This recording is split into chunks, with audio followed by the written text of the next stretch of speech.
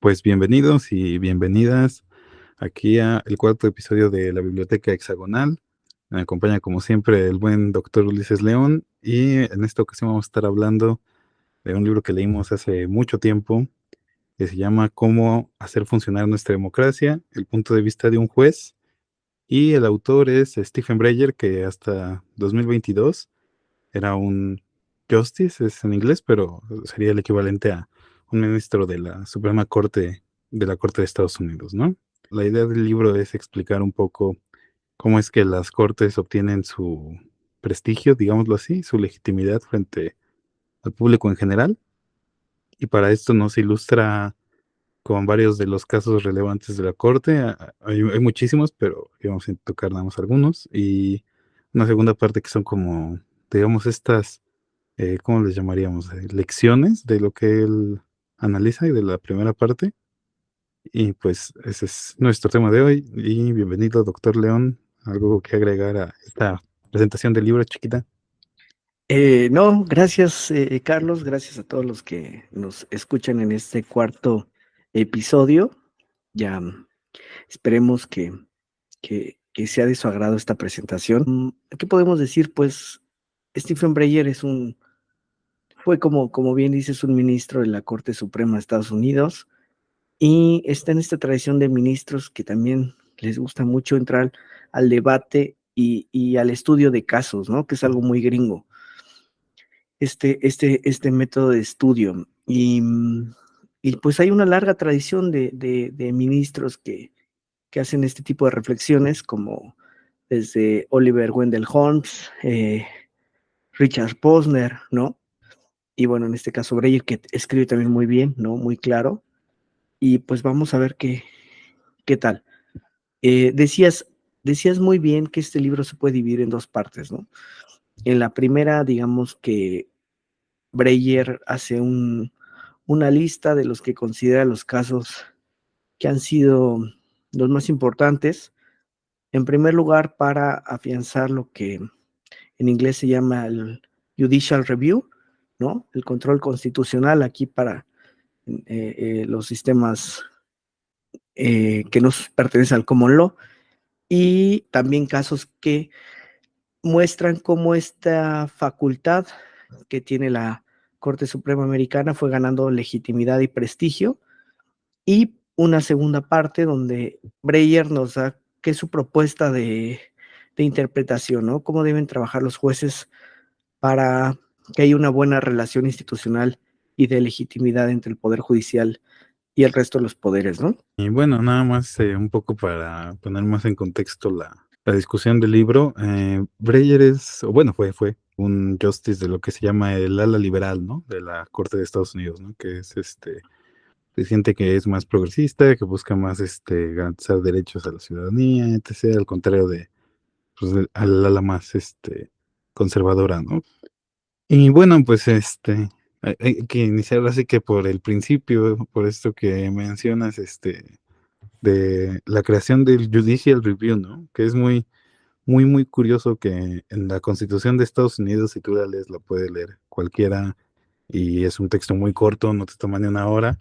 No viene, curiosamente en la Constitución no viene la facultad de la Corte de cuidar la constitucionalidad de las leyes ni del actuar de los demás poderes, ¿no?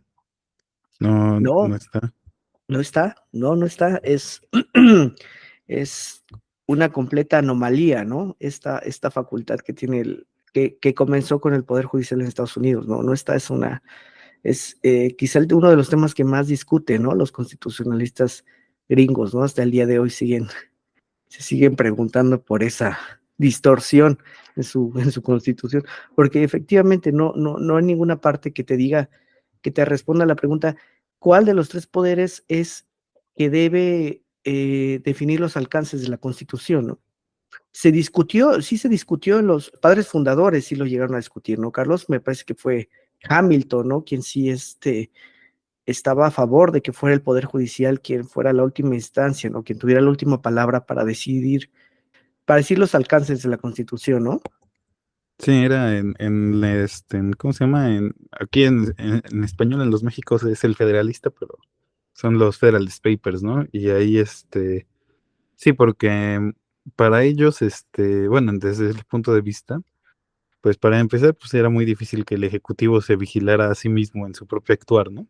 Entonces, vamos a poner al que sea el legislativo, ¿no? Dice, no, pero el legislativo es un cuerpo muy amplio y si ya de por sí es difícil, pues generar una mayoría, y si ya tienes esa mayoría y todavía tienes el poder, legal de revisar tus propias decisiones, pues ya es demasiado poder, ¿no?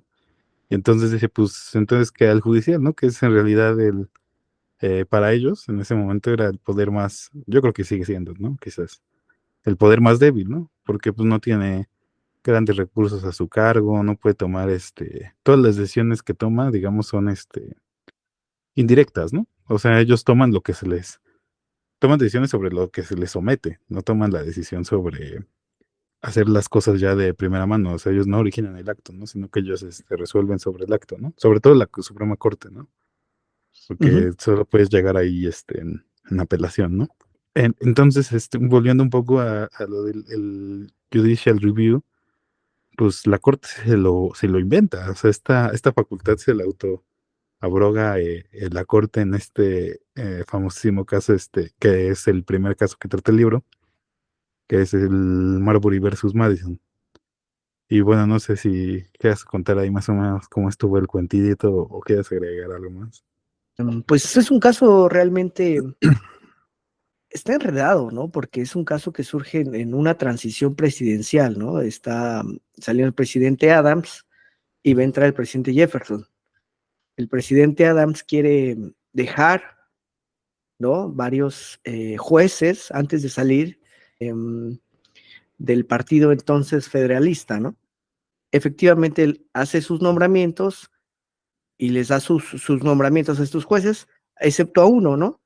Que por cuestiones administrativas se le va por unos minutos y no le alcanza a dar su nombramiento, ¿no? Que es precisamente Marbury, ¿no? Sí, William Marbury. Ujú. William Marbury.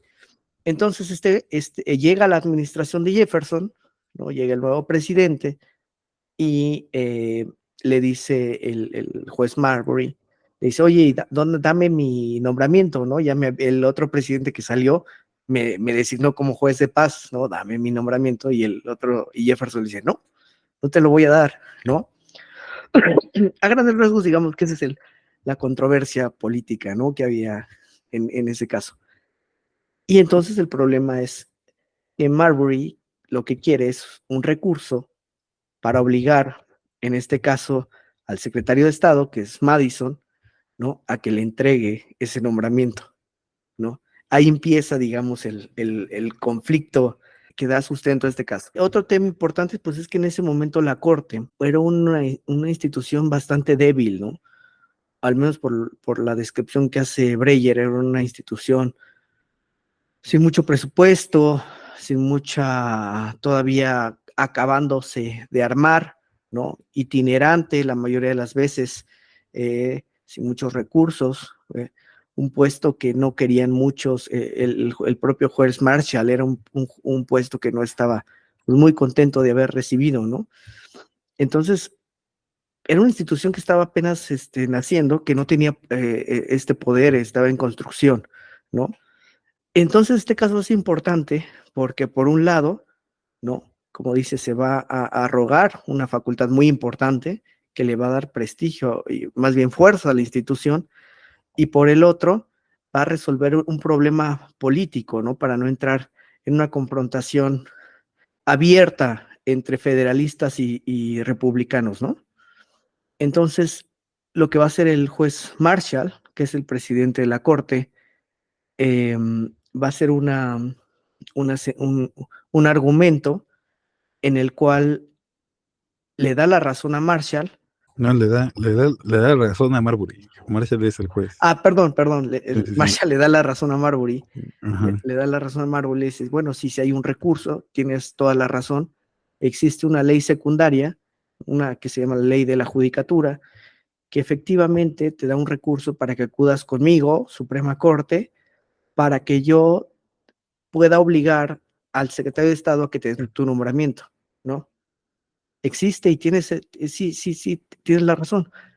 El problema es que en la Constitución dice otra cosa. La Constitución dice que solamente puedes venir a mí directamente en casos muy, muy concretos, ¿no?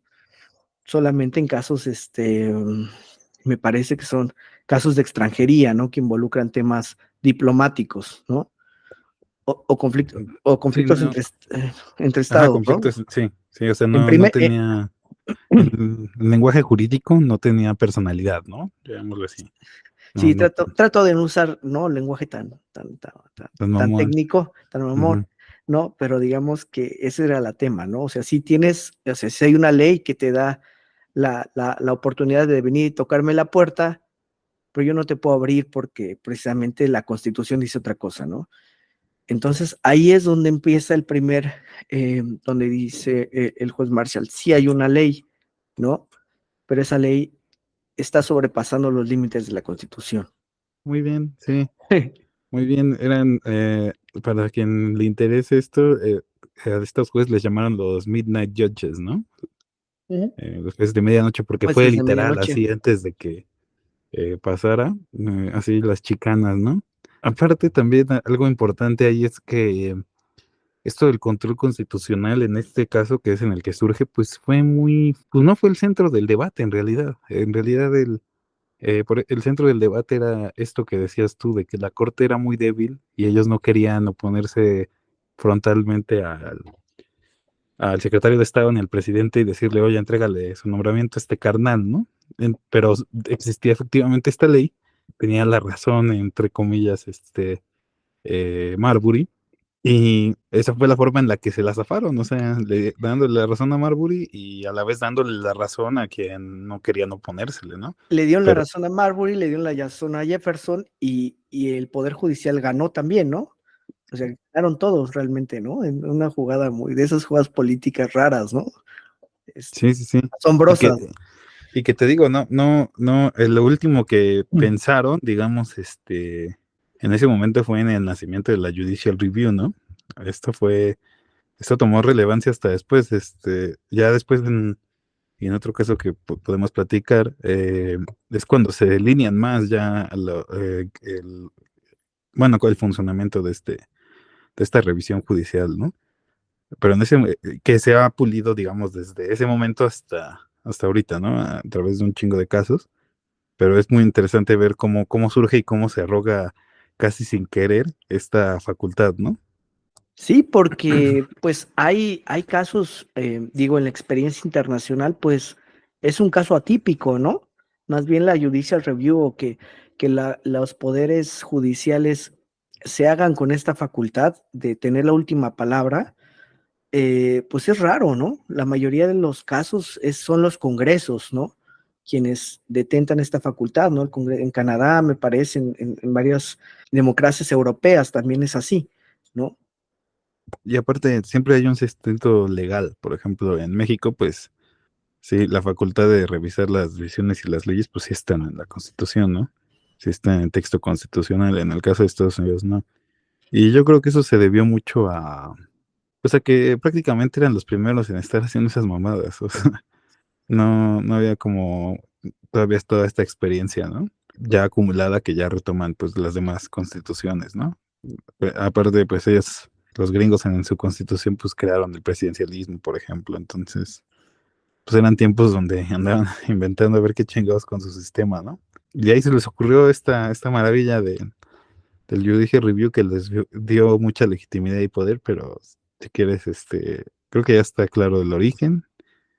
Y no sé si quieras pasar al siguiente caso, que a mí me parece muy, muy interesante. Sí, un caso muy trágico, ¿no? Sí, Eh, horrible. Ajá. que es el de Cherokee Nation Sí, versus Georgia, ¿no? ajá, sí. Contra Georgia. Sí, un caso que puso a prueba, ¿no? Por primera vez, la fuerza de la Corte para hacer cumplir sus sentencias, ¿no? Digamos corrígeme, tú sabrás mejor que yo en este tema, pero la nación Cherokee, ¿no? Pues habitaba esta zona de la actual Georgia, y fue una nación que ayudó durante la la Revolución de Independencia Americana ayudó a los colonos y como parte de esa ayuda firmaron un tratado, ¿no? De respeto a sus límites. Y este acuerdo poco a poco fue ignorado, ¿no? Por los colonos que vivían en Georgia a partir de descubrimientos de ciertos recursos naturales, ¿no? Me parece que había ciertas yacimientos de oro, Sí, ¿no? oro, sí.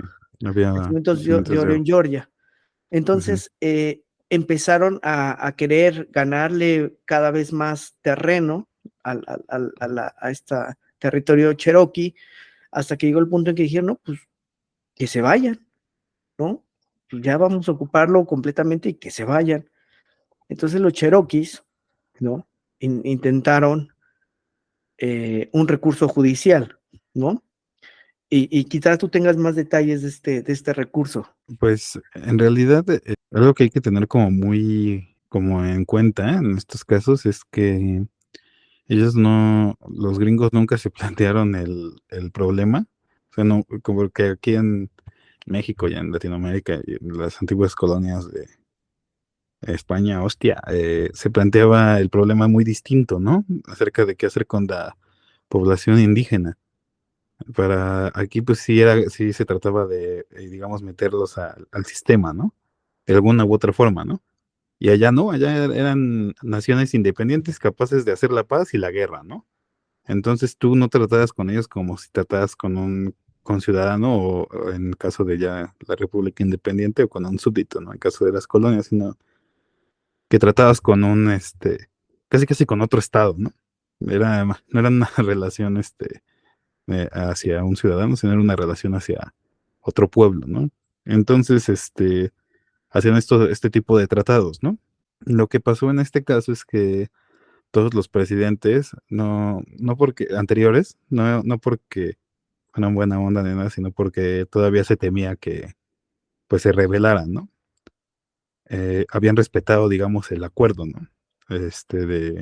Con los Cherokees. Y el único que ya dijo, pues no, fue el que ya les empezó a dar permiso fue en la presidencia de Andrew Jackson. Entonces, empiezan a invadir y ahí hay un, ¿cómo no me acuerdo cómo se llama, pero se apellida Worcester, que él es, una El especie abogado, de, ¿no? ajá, sí, y él Ujú. es el que dice, bueno, pues vamos a ayudarlos, ¿no? Porque pues se están pasando de lanza. Y lo que pasó en realidad fue que el primer caso el caso que hacemos referencia, Cherokee Nation versus Georgia, en ese tratado pues no se reconoce tampoco, digamos, la personalidad de la nación Cherokee para promover algún tipo de recurso frente a la corte, ¿no? Esa es la resolución. Entonces es por eso que ahí interviene Worcester y el caso es y no me acuerdo, es Worcester versus no sé quién, porque ahí siempre le ponen fulano versus fulano, ¿no? Y en este caso, pues, creo que de alguna forma, no me acuerdo bien cuál fue el artilugio, pero creo que él se mete y lo quieren sustraer, se mete digamos, a tierras Cherokees y el gobierno lo quiere sustraer por andar de defensor, ¿no? Entonces él se defiende ante esto y dice, no, pues es que como es un territorio independiente, eso ya es lo que dice la corte, necesitas el consentimiento de los Cherokees para poder entrar a su territorio, ¿no? Esa fue la resolución de la corte, ¿no? Pero pues Andrew Jackson dijo muy famosamente algo así como de, pues entonces hagan cumplir su sentencia ustedes, ¿no? Pues prácticamente mandó a la corte por un tubo y entonces pues ya fueron los colonos y todo esto y a los Cherokees les dieron un territorio ahí en Oklahoma, en lo que se llamó el Sendero de las Lágrimas, porque en esta migración forzada caminaron durante días y días y días sin comer, sin dormir y muchas personas murieron y demás. Pues ya, ese es digamos, el resumen. Un, Y bueno, un aquí hacemos desplazamiento forzoso, ¿no? sí, sí, sí, sí, como el Ujú, de prácticamente todas las demás, ¿no? Pero ujú. aquí hay un libro muy bueno que a lo mejor luego lo podemos platicar que se llama Enterrad mi corazón en Wounded Knee, que trata sobre todas estas canalladas que hicieron los gringos con varios pueblos indígenas de allá. Yo siempre he tenido Ajá, una duda, Carlos. Digo, perdón que salga del tema, aprovechando tu conocimiento aquí en el tema. sí. En la cultura popular, ¿no? En las películas, en las caricaturas, ¿no? Se dibuja a los cherokees u a otros pueblos originarios de América del Norte en el medio oeste, ¿no? Esas referencias son a raíz de que fue esta migración, digamos, de los cherokees hacia esa región, o en esa región también había pueblos nativos. No, pues es que todo estaba poblado, güey. Todo, todo, todo, todo, todo. Todo. Desde los primeros así que llegaron, ahí había, güey. Y poco a poco los fueron sacando. Pero sí hubo un desplazamiento, digamos, de la zona costera del Atlántico hacia adentro, o sí ocupaban definitivamente todo el territorio. Es que era fíjate, ahí está muy cagado, güey, muy curioso. Porque hubo un desplazamiento más bien de los extremos al centro. Mm, Porque no sé si te acuerdas, pero ya después de la guerra con México y todo esto, encuentran oro en California. Entonces viene ujú, la febre de oro del 49 y todo esto, que por eso se llama el equipo de americano de San Francisco, los 49ers. Y pues ahí existía la necesidad imperiosa, digamos, de vincular California con el ¿no? Con las antiguas 13 colonias y los nuevos estados que están surgiendo. Entonces, pues empiezan a crear caminitos y todo esto, ¿no? Y rutas, la famosa Oregon Trail y demás. Pero la expansión empieza como en las costas y poco a poco los van empujando, pero más hacia el interior del país, digámoslo así. Sí, podemos platicarlo luego, te lo recomiendo para que lo leas, ese de Enterrar mi corazón. los ponemos ahí en la descripción. ¿Es una novela? ¿Es un libro de No, no, historia? no, es un libro de historia, pero te cuenta así más o menos cómo fue para los distintos pueblos de los distintos lados, ¿no? Y hay un capítulo muy interesante donde se llama Oso Palado, me parece que se llamaba este personaje.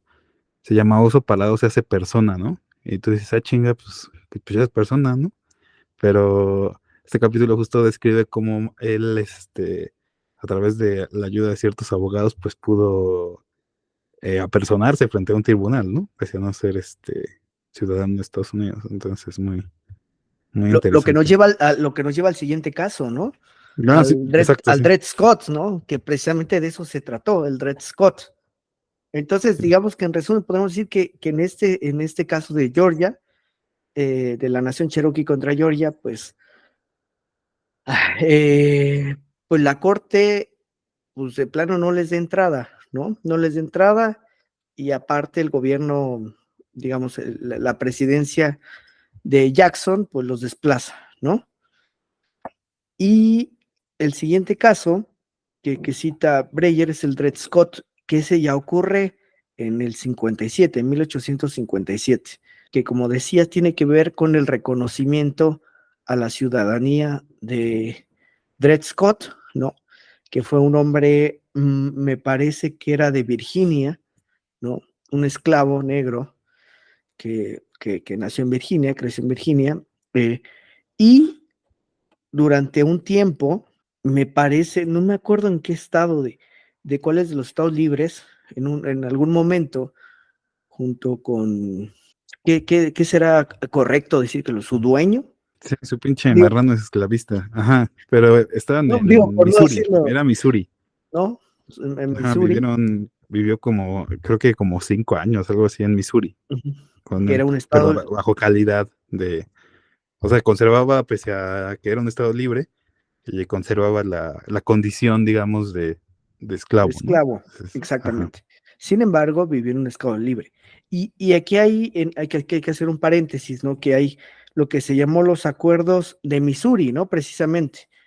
Los acuerdos de Missouri, que fue un documento que emitió el Congreso estadounidense, que hablaba sobre la repartición, me parece, en latitudes, ¿no?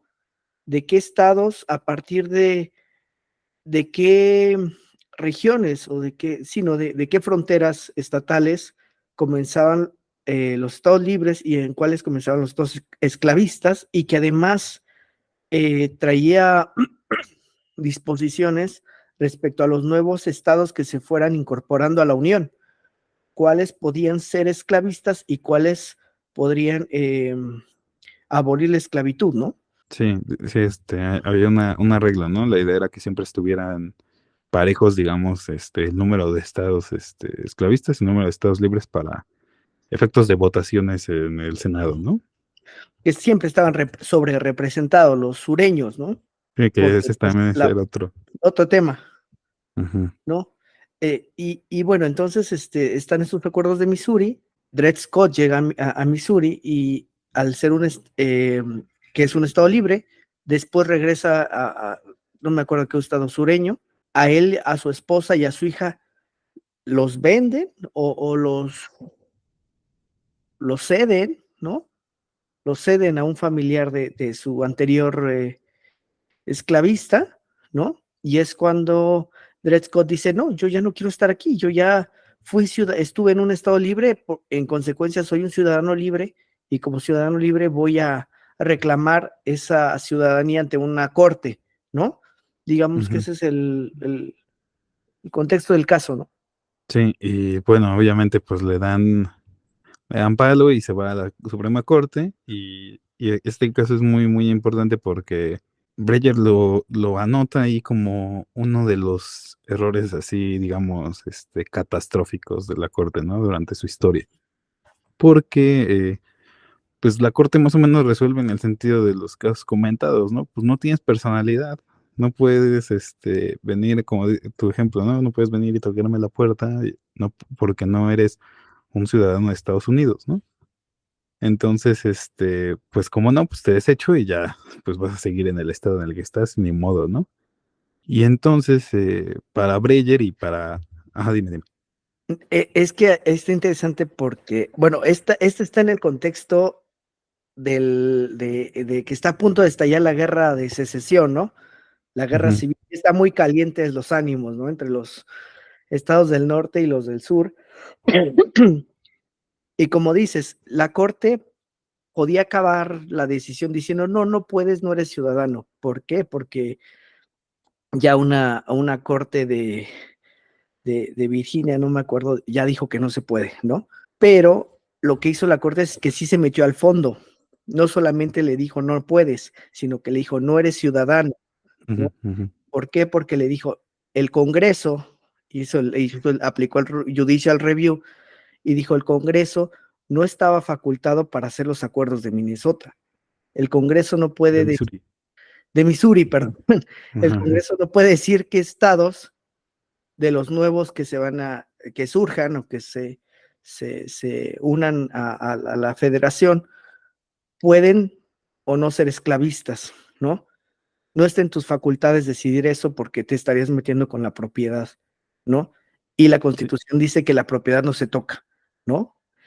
Entonces, sí, hay... más bien fue el argumento contra la autonomía de los estados, ¿no? Fue que cada estado tenía que legislar su propia ley, digámoslo así, en ese sentido. Ajá, exactamente. Sí, sí, Ajá, sí. pero te interrumpí, ajá.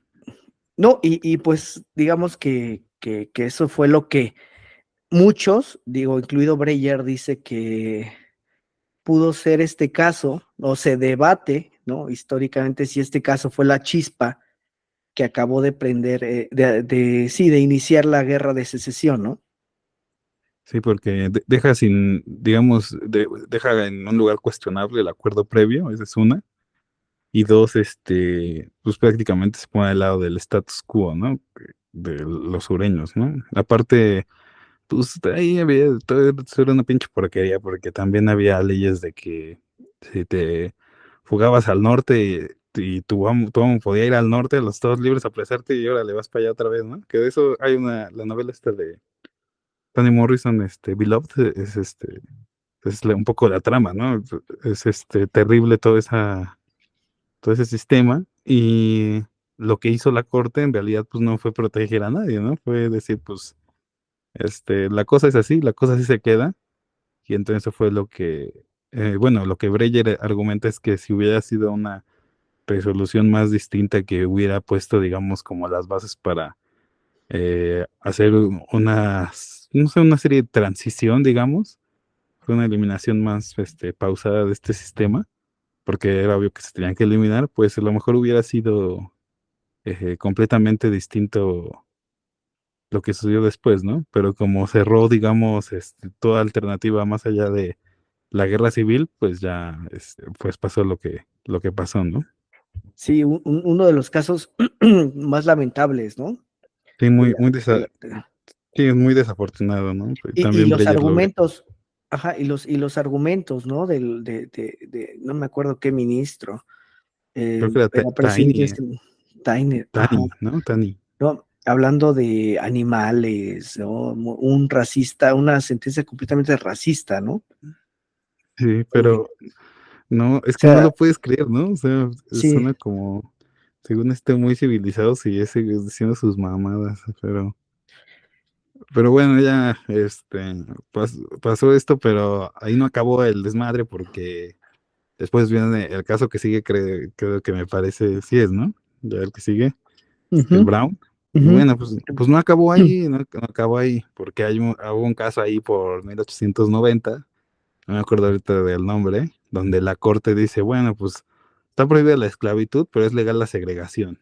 Bueno, Entonces, viene la decimocuarta enmienda, ¿no? O sea, viene la guerra de secesión y viene la decimocuarta enmienda, ¿no? sí, sí, sí. La enmienda de la igualdad. Viene la interpretación que hacen de esa enmienda de la igualdad, que es la otra pendejada de la corte, ¿no? Que es el Plessy contra Ferguson, ¿no? Ah, sí, exacto, sí, sí, sí. El Plessy Ferguson, que pues es un caso igual, el de juntos pero separados, ¿no? Es la doctrina del juntos No, iguales, pero separados. iguales pero separados, sí, juntos pero separados, no. Sí, iguales Sí, pero sí, sí. separados. Creo que Como, ese venía de un tema de una línea de trenes, ¿no? sí, creo que Eh, sí. para, No me para que... acuerdo bien de ese caso, pero sí sé que ese fue el que estableció que era legal la segregación, ¿no? Ujú, exactamente. Digamos que ese es como el segundo caso, ¿no? Que habla sobre El segundo tropiezo de la el corte segundo en estos tropiezo temas. en estos temas. Y ya, digamos, el tercero donde se redime un poquito es en el de Es el Brown versus Board of Education. ese mero, ¿no? Entonces, tú dime, hablamos pues Del Brown, pues es lo que sigue. del Brown, sí, sí, sí. El Brown es una historia, pues, ahora sí que impactante, ¿no? En muchos sentidos, porque Ujú, Brown era un padre de familia afroamericano y entonces tenía cerca de su casa tenía una escuela de blancos y la escuela, digamos, segregada de afroamericanos, pues estaba hasta la chingada, entonces tenían que tomar un camión y eran gastos y todo. Y dijo, bueno, pues entonces, ¿por qué no meto a mi hija pues, a la escuela que está aquí al lado y ya me dejo de pedos, ¿no?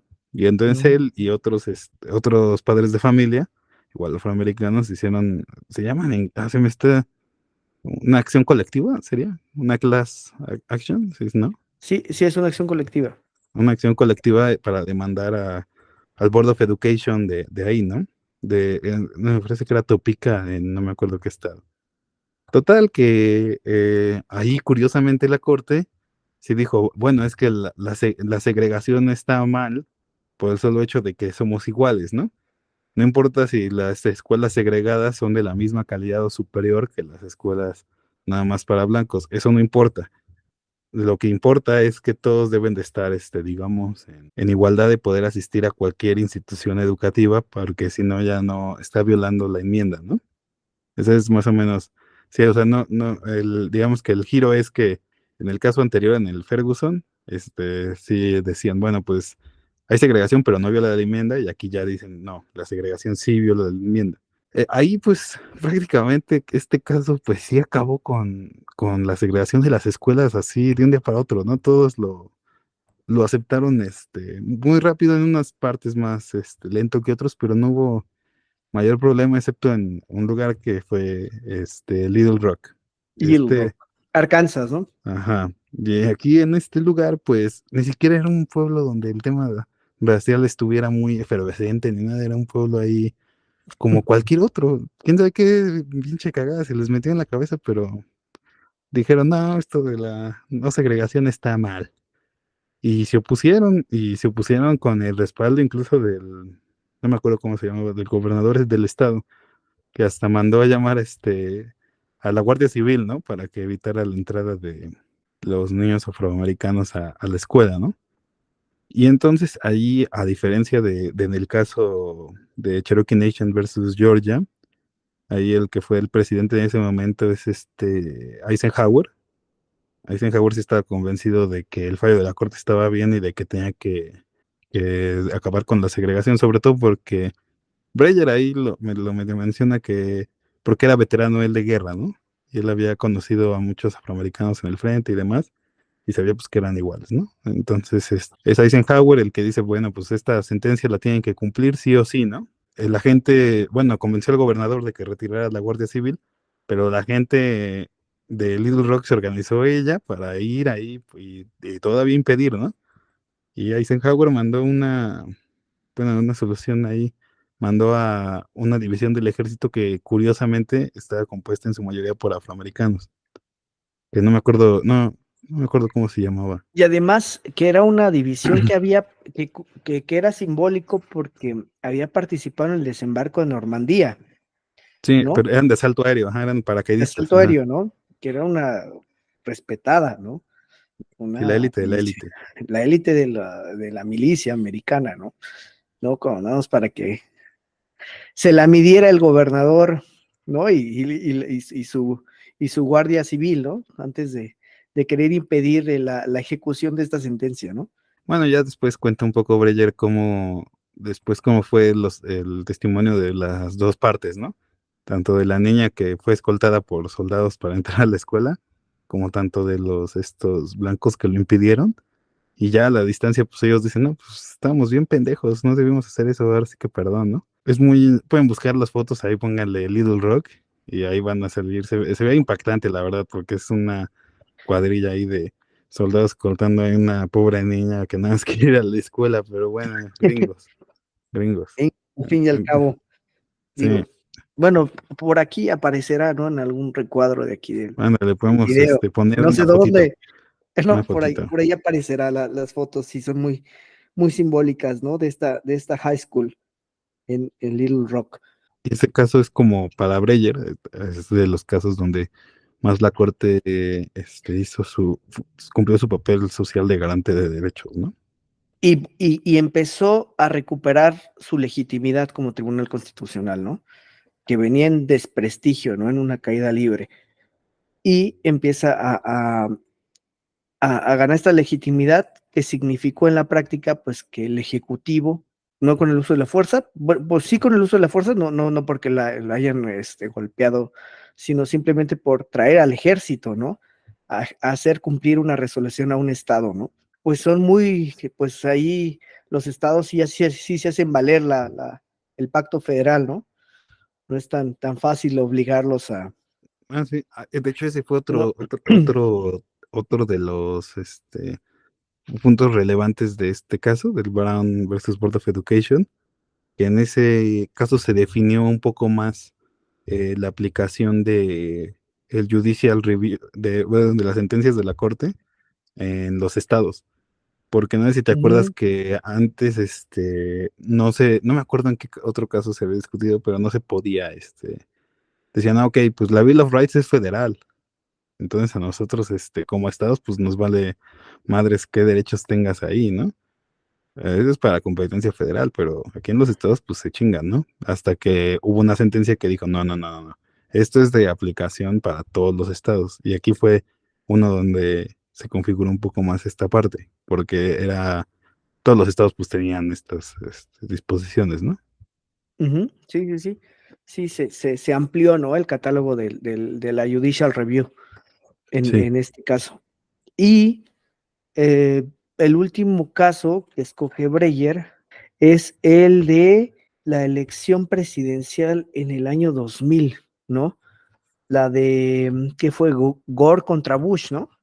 Gore Bush es el caso, ¿no? Gore versus Bush, ¿no? Que pues tiene que ver con, pues que había casi un empate técnico, ¿no? Había un empate técnico entre George Bush hijo y Y Alan Al Gore, Gore. Al Gore, Al ajá. Gore, Sí. y el estado que está en disputa era Florida, ¿no? Sí, era el que ganaba Florida, ganaba la elección, ¿no? Ese era el tema. Porque ahí en Estados Unidos también, cosas de gringos, su pinche sistema está rarísimo, pero, Sí, ajá, tenían que ganar sí, sí, Florida, sí. sí, esa es la Tienen idea. que, esa es la idea, Florida. Y pues tenían que, la Corte Suprema de Florida había ordenado el recuento de votos, Ujú. ¿no? Solicitado Y por Al Gore, porque Al Gore solicitado. había perdido, Ajá, ¿no? Y, ajá, lo ordenan un poco porque siempre habían ganado ahí los, que son los demócratas, ¿no? los demócratas, sí. Sí, sí, y entonces fue como, ah, chinga, ¿por qué no lo ganamos? Y entonces por eso viene el recuento, ajá. Viene el recuento y pues la corte en ese momento, Breyer le tocó, pues ya estaba ahí en la corte, él es un justice de Clinton, ¿no? Me parece, creo que Clinton es No, no sabía. Ajá. sí, sí, sí, es de Clinton. Admiten la petición de Gore, pero deciden al final del día que no se puede, que no es procedente el recuento de la elección, ¿no? Sí, No, sí. no, la verdad es que ya también ya me olvidé muy bien cuál es ahí No, el el, argumento el- era el- que originalmente el tribunal no tenía la facultad para ordenar el recuento. pero no hay una judicial review ahí entonces. Sí, porque no, como no es ¿cómo se llama? La disposición constitucional es que es un poco igual, bueno, no tanto como a la Marbury, más bien es como que la Corte, la Constitución es omisa sobre esa facultad que podrían tener los tribunales, ¿no? Entonces tú no puedes hacer algo que no esté, digamos, permitido entre comillas, ¿no? Ya sabemos que el Judicial Review no está en la Constitución, pero no hay nada en la Constitución que intuya que un tribunal puede ordenar este tipo de recuentos, ¿no? Y además porque en Estados Unidos el tema electoral también no es como aquí, ¿no? No, No se judicializa las elecciones, o no, bueno, no, al menos no como aquí, ¿no? no, no, no, Ellos no se meten tanto no es tan fácil como llevar declarar nula una elección o algo así, ¿no? no, es muy distinto, sí. No Em, tienen tantos órganos electorales como aquí, ¿no? Por ejemplo. Ujú, exacto. Sí, creo que la Y, comisión, por ejemplo, la comisión electoral allá, la que organiza las elecciones, no estoy seguro, a lo mejor estoy haciendo una pendejada, ya después lo podemos verificar. Según yo es temporal, güey, o sea, antes lo que duran y después, ¿no? No es como el INE que es permanente y tiene un personal pues, permanente, ¿no? pues en ese sentido lo que dice la Corte o lo que dijo fue, pues no podemos hacerlo y la elección se queda como está, gana Bush, ¿no? Se Sí, queda la duda de qué hubiera pasado si se hiciera el recuento. Dice, pero a lo que va Breyer es que dice que lo importante es que al final del día, cuando la Suprema Corte da su decisión, ¿no? Da su fallo, Al Gore dice, está bien, lo aceptamos como legítima, y los pues si votantes dijo también. y los votantes también, y le pide a los votantes que acepten esa decisión y se acepta, ¿no? Y dice Breyer, este es el punto en donde ya es legítima la Suprema Corte. Haiga Sí, sido como haiga sido, sí, ¿no? una decisión tan polémica, que pudo haber sido tan polémica, que la Pues como una Corte, elección presidencial, ¿no? prácticamente la Corte decidió, entre comillas, ¿no? Porque no sabemos qué hubiera pasado en el recuento, pero Ujú. prácticamente la Corte decidió quién iba a ser el presidente, ¿no? Exactamente, decidió que la presidencia era para Bush, Sí, ¿no? y esto, según Breyer, pues todo se logra con una corte que se ha ganado este prestigio a través de sus decisiones, ¿no? De sus decisiones, exactamente. Entonces, digamos que en resumen, sus casos son de menos a más, ¿no? Desde Ujú. que se arroga esta facultad, como esta facultad se pone a prueba y no se logra ejecutar, ¿no? Las decisiones de la Corte, hasta que con Little Rock, más bien con el caso Brown, y luego recupera este prestigio hasta llegar pues al punto donde pues las decisiones de la Corte ya no están, ya no pues sí, no se pone en tela de juicio, ¿no? Por ambas partes. Bueno, o sea, Se sí se aceptan. cuestionan, pero no se Se cuestionan, pero rechazan. se aceptan, exacto, Ujú. ¿no? Y se cumplen, ¿no? Se cumplen sin problema. Pero, Pero, bueno, hay que, comentemos si quieres, no tanto, creo que lo más jugosito era esta parte de los casos. Entonces, si quieres, ujú, podemos comentar rápido un poco la segunda parte, ¿no? Que son un poco las lecciones que él saca como juez de qué debería hacer o qué hace una Suprema Corte y cómo ha operado, ¿no? Por ejemplo, empieza la sección hablando de cómo se pueden, cuáles pueden ser, digamos, los métodos que usa la Corte para tomar sus decisiones, ¿no? Que uno es digamos, lo que él denomina originalismo, no sé si así se diga, güey, no tengo ni ujú, idea. originalismo. Y el otro es el pragmatismo, pero si quieres, échatelo tú que eres el especialista. Hay pues un método muy tradicional, ¿no? En Estados Unidos, que como dices es lo que se conoce como el originalismo, que aquí en los sistemas, bueno, el sistema mexicano, pues es lo que se conoce como la interpretación histórica o la voluntad del legislador, ¿no? Que es tratar de averiguar qué es lo que quisieron decir en el caso de los americanos, de los norteamericanos, pues los padres fundadores, ¿no? Querían decir cuando escribieron que todos tenían derecho a la aportación de un arma, ¿qué querían decir? ¿No? ¿Un arma para qué? ¿De quién se querían proteger? ¿No? ¿En qué situaciones? ¿Qué tipo de armas? ¿No? Era un derecho irrestricto, ¿no? Por ejemplo, ¿qué tenían en la cabeza cuando el constituyente, cuando redactó este párrafo? ¿No? Ese es, digamos que ese es el razonamiento que hacen una postura originalista. Y una postura pragmática, que es digamos, que yo creo que es la parte más rescatable del libro de Breyer, porque él hace toda una defensa del método que él cree que es el más adecuado para que el Poder Judicial gane esa legitimidad democrática que no tiene de origen y que es el método del pragmatismo. Y pues es un método que evalúa consecuencias, ¿no? A grandes rasgos. Es un método que se pregunta cómo hacer que la letra de la letra que viene en la Constitución se haga realidad, ¿no? ¿Qué tendría que pasar para que eso que está en la Constitución realmente ocurra y que ocurra eh, pues de la mejor manera, que ocurra sin que haya una confrontación con otros poderes, que ocurra presupuestalmente si es posible, ¿no? Que ocurra sin afectar otros derechos, ¿no? Y que ocurra respetando los límites constitucionales. Entonces, es una interpretación bastante integral, ¿no? Que tiene varios pasos y que yo participo mucho de ella. Yo creo que es una interpretación, un método de interpretación que exige mucho de los jueces, un compromiso grande de los jueces. A grandes rasgos, esa es la propuesta de Breyer, de eso se trata esa segunda parte de su libro, y también de la crítica que hace el método originalista, ¿no? Tú que conoces también algunas críticas, ¿no? Que se le hacen a Sí, los originalistas. sobre todo eso que hay una pretensión de objetividad, ¿no? O sea, de que vamos a nosotros como jueces o como intérpretes de la ley, podemos acceder al sentido objetivo de la ley si si revisamos la voluntad del legislador, ¿no? Pero pues en realidad esa voluntad pues es subjetiva también, ¿no? De hecho, él ejemplifica mucho cómo el originalismo ni siquiera es originalismo en realidad, ¿no?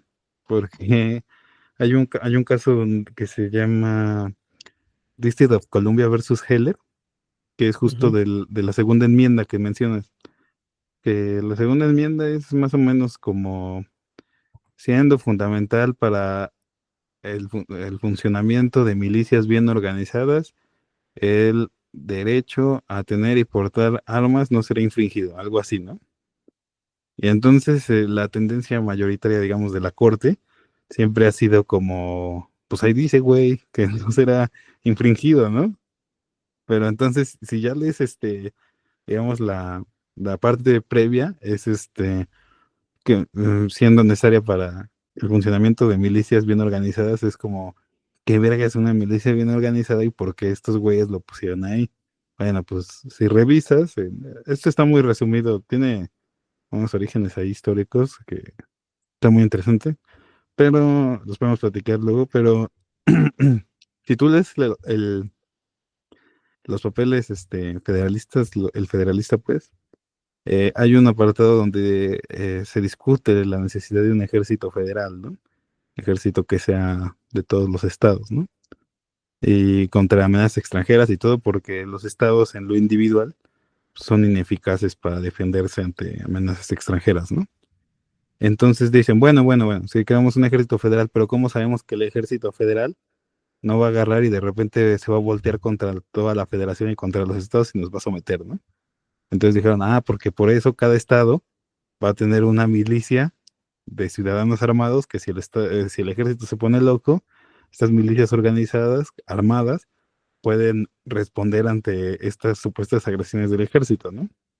Ahorita eso ni de pedo, ¿no? O sea, el ejército de Estados Unidos, yo creo que cualquier gringo con un rifle ahí lo acaba, ¿no? Pero en esta interpretación, pues lo pusieron por eso, porque la idea era contrarrestar el eventual poder que pudo haber tenido el ejército, ¿no? Pero como es tan literal, sirve mucho para que los intérpretes, que tienen muchos intereses ahí, el complejo industrial, militar industrial, que diría Eisenhower, y entonces por eso se interpreta así, pero en este caso justo creo que también lo hizo Breyer, y fue no lo hizo Breyer, creo que fue una opinión disidente dentro de District of Columbia versus Heller, porque Heller decía, oigan, cabrones, pues regulen ¿cómo se llama?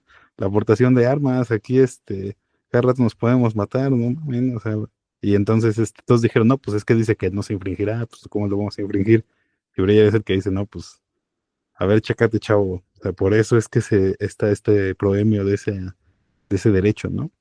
Y también hay otros muy interesantes también que podríamos comentar si quieres más rápido que los otros. Por ejemplo, el caso el Korematsu, no sé si te acuerdas. De los campos de concentración, ¿no? En la Segunda Guerra de japoneses, ¿no? En California. Sí, sí, sí, sí, Sí, sí. ¿no? Bueno, ni de japoneses, Bu- de gringos de ascendencia japonesa. Gringos de... Sí, sí, no, Sí. no eran. Sí, porque ese fue el pedo, porque si hubieran sido japoneses pues, y iban al tribunal o a la corte, pues ya sabemos cómo se las lavan, ¿no? Pues no eres Ajá. persona, ¿no? No tienes personalidad aquí. O sea, sí eres persona, pero no tienes personalidad, pues. Ajá. Ujú. Pero como eran ciudadanos gringos, pero descendientes de japoneses, y los reubicaron, digamos, en estos campos en California, ellos sí pudieron acudir a la corte, ¿no? Para decir que este procedimiento era ilegal. Y ahí la corte también se la bañó un poco, ¿no? No sé si te acuerdas. Me acuerdo un poco, pero a ver, refréscame un poquito. Sí, o sea, la corte en realidad nunca decidió sobre si era constitucional o inconstitucional los procedimientos que había dictado pues el ejecutivo, creo que fue estatal. El Por- saneamiento, ¿no? sí, porque el razonamiento es que no querían, digamos, limitar las facultades del ejecutivo en tiempos de guerra, ¿no? De manera constitucional. Entonces Mm, lo que hicieron más bien fue como si, no me acuerdo cómo, bueno, el chiste es que no se metieron a eso de fondo, nada más dijeron que pues no podían, a las personas, creo que eran las personas que demandaran algo así, no me acuerdo bien del argumento, pero ellos sí podían salir, ¿no? O sea, si tú ujú. demandabas, sí, pero si no, no. Porque hay dos casos ahí, es el Korematsu y otro, pero no me acuerdo cómo se De llama. Guantánamo, creo, ¿no? No, no, no, del mismo caso. No, los de Ah, Guantánamo son otros. Los de Guantánamo es por... Esos también, esos están... Bueno, acabemos con porque esos también están bien interesantes, pero en era otra señora, no me acuerdo cómo se llamaba, pero ella también promueve su demanda y al final ella también sale, pero sale sobre todo porque trabajaba para el gobierno. Entonces era como, oye, pues trabaja para el gobierno y es ciudadana, pues ya tanto, ¿no? Entonces también sale Korematsu y al final solitos los gringos dejaron de hacer esto, ¿no? Porque todo apuntaba que era, pues, bueno, obviamente de antemano, ¿no? Era de fondo había racismo, ¿no? O sea, porque la pregunta era, bueno, sí, los japoneses porque pueden, ayudar a los japoneses a invadir Estados Unidos, ¿no? Bueno, y los descendientes de alemanes y los descendientes de italianos, esos no, güey. Y entonces, y nombra a Breyer ahí al capitán o coronel, no me acuerdo, al pendejo que se le ocurrió la idea, pero Ujú. que era el que estaba como más, metido y prácticamente fuera lo que era de ese güey. Pues en realidad no hubo muertos ni maltratos, ¿no? Nada más. Yo entiendo que les construyeron unas casitas y los mandaron ahí, y estuvieron ahí como un par de meses y otra vez a sus casas, ¿no? Algo así, fue Es la es anécdota, una ¿no? reubicación o algo así. Ajá. Sí, sí, que es una mamada igual, pero bueno, no se compara a otras. Pero bueno, Casos eh, donde la corte no ha, pues también ha ido para atrás, ¿no? sí, sí, sí, ahí no, la corte no se metió demasiado. Por Ujú. ejemplo, en esto sí, en los de Guantánamo sí, y es interesante, porque los gringos tienen un desmadre con, digamos, el fondo legal de los territorios que ellos controlan, pero que no son, propiamente parte de Estados Unidos, ¿no? Por ejemplo, Puerto Rico, no me acuerdo, no, alguna vez leí algo sobre el estatus de Puerto Rico dentro de la corte gringa, pero, o sea, la corte resuelve como si Puerto Rico fuera estado, pero Puerto Rico no es un estado de Estados Unidos, pero a la vez sí es parte de Estados Unidos, entonces es un desmadre, ¿no? Que son como territorios, No me acuerdo cómo de se, ultramar, creo que el término que les dan es Estado Libre Asociado, una mamada así. Estado Libre Asociado. Ajá. ¿Hawái? No, Hawái sí es estado de la Hawái Unión, es ¿no? el último estado, ajá. Creo, Hawái. sí es el último. Sí, no, pero por ejemplo, Ujú. Guantánamo no es parte de Estados Unidos, pero está ¿No? administrado por Estados Unidos. Entonces ahí qué chingados, ¿no? Y es muy interesante porque ahí sí lo que ha decidido la Corte es que los prisioneros que soliciten el habeas corpus, me parece, sí, ese habeas corpus, Sí, el, su amparo penal, ¿no? Ujú. sí, que soliciten un habeas corpus, pues lo tienen que cumplir, ¿no? Sean autoridades del ejército, o sea quien sea, tienen que cumplir el habeas corpus. O sea, ya que lo cumplan, eso ya es otra cosa, ¿no? Pero la Corte esto es lo que ha resuelto en esos casos de Guantánamo, ¿no? Sobre todo en prisioneros que son de Medio Oriente, no tanto de otros lados, sino de Medio Oriente. No me acuerdo cómo se llaman el nombre ahorita de los casos. Es muy Cualquier. interesante eso que en esos casos, sí, sí, la corte sí dijo, seas militar, seas lo que seas, el habeas corpus le aplica a los prisioneros, ¿no? Es el caso Rasul y el caso Hamdan. Ujú. Sí, a prisioneros de guerra, Sí, ¿no? sí. Que pueden ser prisioneros de Ah, guerra en tiempos de paz o en tiempos de guerra, pero si están en estas instalaciones tienen que respetar su derecho al habeas corpus, ¿no? Obviamente sabemos que esto está a años luz a lo mejor de ser práctico, pero por lo menos ahí la corte se vio bien, ¿no? Alzó bien la carita. sí, y digamos que con ese caso cierra, ¿no? De lo que cree que va por buen camino en la protección de, pues de derechos humanos la Corte. Es como ya parte de su apéndice de Breyer, ¿no? Sí, Este estudio de casos está muy bueno, ¿no? Es es un método muy interesante de estudio, ¿no? sí, a mí me gustó mucho la selección. Obviamente hay muchos que se quedaron fuera, ¿no? Pero yo creo que más bien fue como por la finalidad y los puntos de vista de Breyer. Por ejemplo, el Roe versus Wade, que es súper importante, ¿no?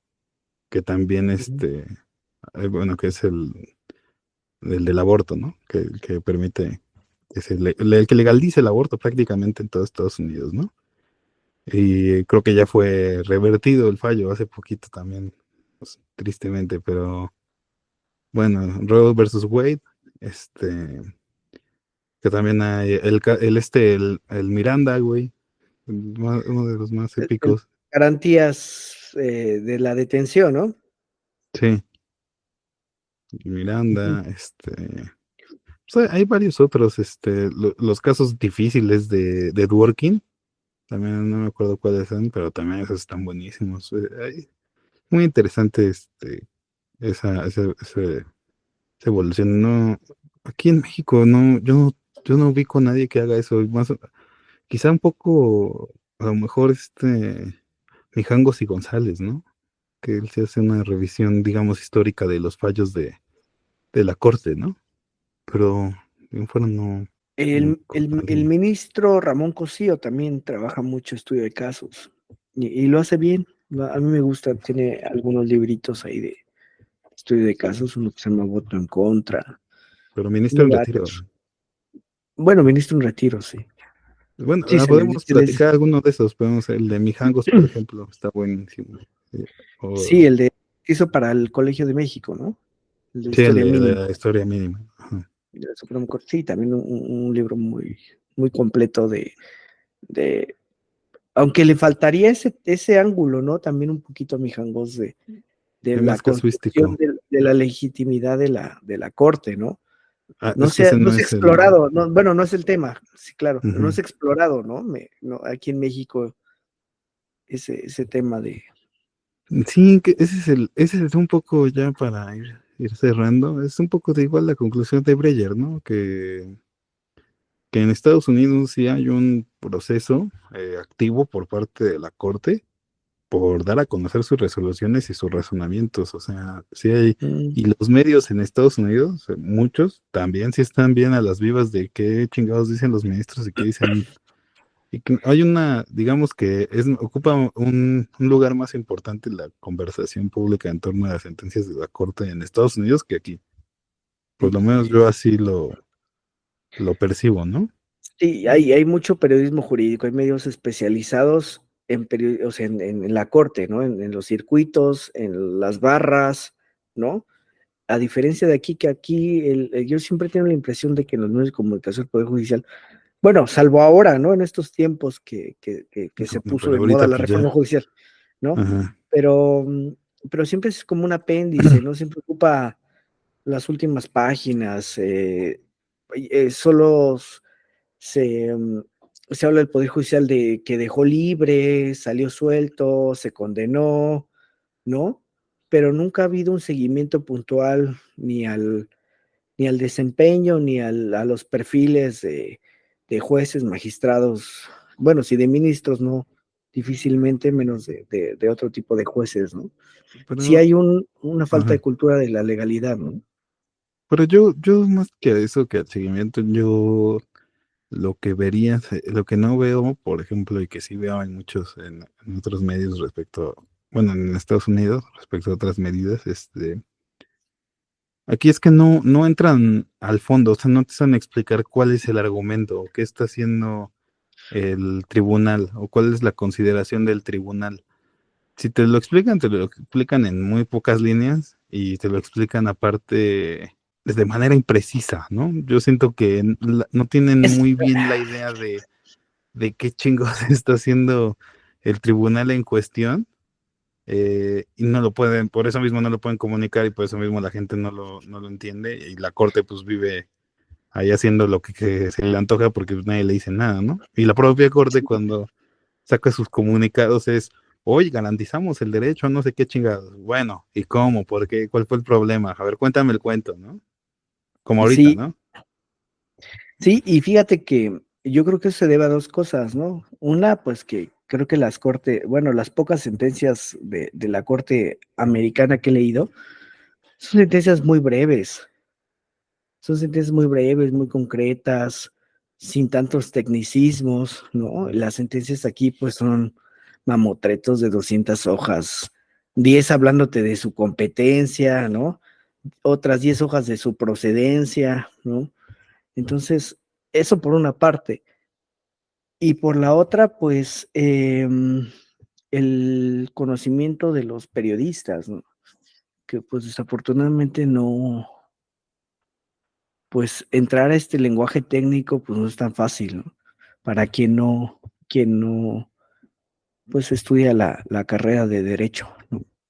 Entonces, sacar la carnita y darte el argumento, pues es difícil, ¿no?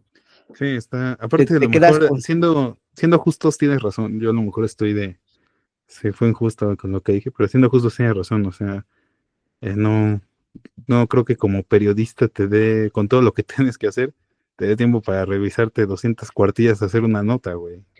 No, No. imposible. No, sí. Entonces, pues sí, son parte de esas taras, ¿no? Que tenemos en nuestro sistema legal y que pues... Y la Sí, otra, pues que yo siempre he creído que los gringos pues sí están familiarizados con su derecho, sí están más involucrados con sus jueces, participan como jurados, ¿no? Conocen a sus jueces, están más cercanos a sus leyes, ¿no? Desde la cultura popular también se esfuerzan por hacer eso, ¿no? Son los grandes productores de series de abogados, ¿no? De procesos.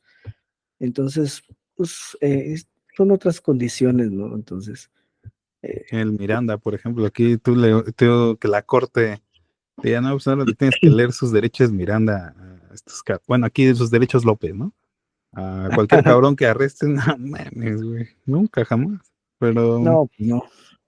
bueno, yo creo que, bueno, aquí nuestro sistema tiene sus ventajas, sus desventajas como todos, pero creo que sí es muy importante lo que dice Breyer, de que solo y lo que venían diciendo Hamilton y todos esos, solo durante, mediante que tus razonamientos, que tus fallos parezcan razonables y persuasivos ante la opinión y ante las partes y ante todo, solo así vas a poder construir una corte que tenga legitimidad. Porque como bien dices, esa legitimidad no la tiene democráticamente, ¿no? De hecho, la naturaleza, bueno, esto lo dice un poco Breyer también, pero Breyer es como, lo dice muy liberal, pues. Es una institución pues contramayoritaria. O sea, la idea de que haya una corte es que las mayorías de un congreso no se pasen de lanza con las minorías, ¿no? Entonces, Ujú. yo no me compro el argumento en lo personal, pero ese es el razonamiento, digamos, liberal de Freyer, ¿no? De Breyer. Sí, Ajá. él defiende esta anomalía, ¿no? Digamos, Ujú. precisamente por la minoría, ¿no? Porque si no, ¿quién se va a hacer cargo de las minorías, ¿no? Y ese parece que ser el argumento más fuerte para defender, pues, el control judicial Sí, de pero la por Suprema ejemplo, Corte. pues es que Breyer actuó como si las mayorías fueran perpetuas inmutables, ¿no? Pero pues, esa es otra conversación. No voy a criticar mucho eso, pero esa es la idea. Y por eso Ese tiene que ser legitimarse a sí misma a través de sus decisiones, ¿no? Y en el caso de México, como eso no pasa, pues es muy difícil que la gente perciba como legítima las decisiones de la corte, ¿no? Sobre todo cuando pueden ser polémicas, ¿no? Y pues sí, yo sí creo que Breyer tiene razón en que recalco esta idea de construir legitimidad a través de buenos razonamientos. Si no, no, es mal ejemplo lo que pasó aquí, ¿no? De qué pasa cuando una corte no se preocupa por eso. mm, por buenos razonamientos, pero por buenos razonamientos que también eh, sean tangibles, ¿no? Ah, sí, tengan efectos prácticos, ¿no? Efectos prácticos, ¿no? Si no, pues, ¿de qué me sirve una sentencia así perfectamente argumentada, ¿no? Si Si me niegan el amparo, güey. Ajá. me niegan el amparo, no la voy a ver, ¿no? En la realidad, cuáles son esos efectos de esa sentencia. O que sea de imposible cumplimiento, ¿no? Pues, ¿de qué me sirve? Sí, sí. Entonces, pues sí, un juez, pues, bastante interesante, Stephen Breyer, ¿no? Ujú. Y, pues, esto fue este libro en materia, pues, constitucional. Y el siguiente capítulo tenemos planeado una novela de una escritora mexicana que a mí me gusta mucho, creo que no había podido leerla, pero que muy buena, que es Almadelia Murillo. Y este libro, que seguramente conocen, y si no lo conocen, pues ya lo irán viendo, que es la cabeza de mi padre. Eso es todo, y pues una vez más gracias por escucharnos, y hasta la próxima.